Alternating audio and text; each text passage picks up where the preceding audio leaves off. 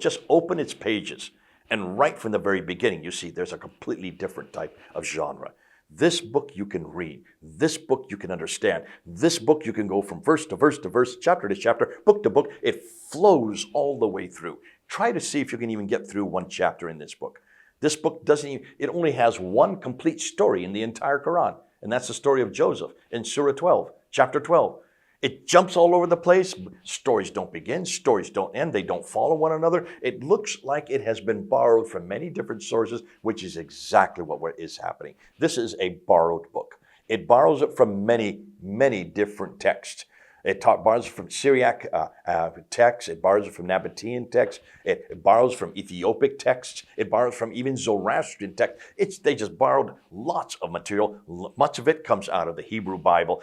And when you do that, when you borrow, you just slap it in with willy-nilly. You don't put it into any type of form. But it's the content of these two books that really stand it apart.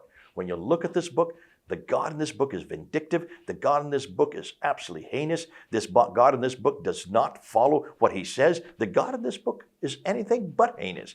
This God is absolutely all the way through consistent, and he is graceful, and he is full of compassion. Though this book starts with Bismillah al-Rahman al-Rahim al-Wadud. That's the very first verse of when you look at the Quran.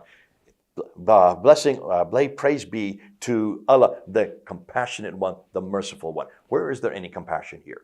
Even his name, compassion and mercy, those are his first two names. Show me where there's any mercy here. Absolutely not. If you want compassion and mercy, you better come back to this book. You better come back to this book. When you just do a simple comparison, almost every item. Look and see what this book does to women. We've already done that. Look what this book does to women. It ennobles women. Look and see. I could go on and on about how Jesus ennobled women. Look what this book does to Jesus. It even doesn't even get the right name for him.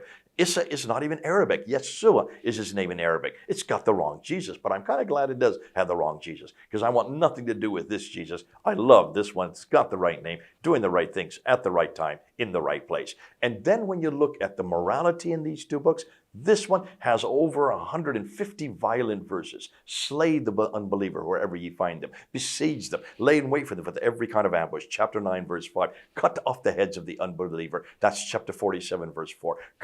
Slay the unbeliever till there is no more unbelief. That's chapter 8, verse 39. We've already talked about crucifying those who stand against Allah and his prophet and cut off their hands and feet from opposite end. That is chapter 5, verse 33. I mean, it goes on and on. What about it does what it thieves? In chapter 2, you can see it says to cut off the hands of thieves, verse 38. See if you can see that in this book in the New Testament. Not in the New Testament, not in the gospel of Jesus Christ. Thank God I follow this book. Thank God it's the bigger book. And this is the only book that gives you salvation. This has no idea where salvation is. It makes us work off our salvation. No, we can't do a thing. God's done it for us, and it's all in this book.